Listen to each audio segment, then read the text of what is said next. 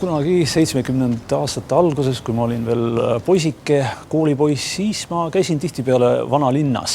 Vanalinnas oli seda lääne hõngu, siin oli gootikat, siin oli naturaalset kivi ja päris huvitav oli käia ja siis ükskord sattusin siia samma selle Pühavaimu kiriku juurde, kus parajasti käisid restaureerimistööd.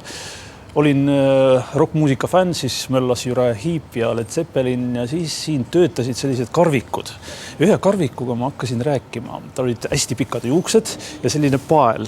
Ega mina suurt ei teinud vahet usuhulludel ja hippidel.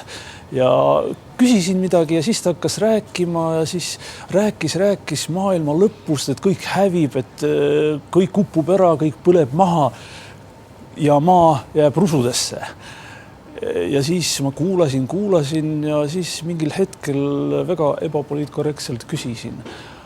Aga no milleks siis vaeva näha, ronida sinna hästi kõrgele, see on ju hästi ohtlik ja restaureerida seda kirikut, kui niikuinii ka see kirik hävib. Ja milleks? Siis järsku see vend jäi tõsiseks, vaatas mind alt kulmu väga morni näoga ja siis ma ehmusin ära. Ma olin väga noor ja mina ausalt öeldes kartsin usuhullusid. Mõtlesin, et nad on kõik agressiivsed ja et nüüd midagi juhtub. Ja siis järsku ta vaatas mulle näkku ja ütles, tühja kah, siin makstakse hästi.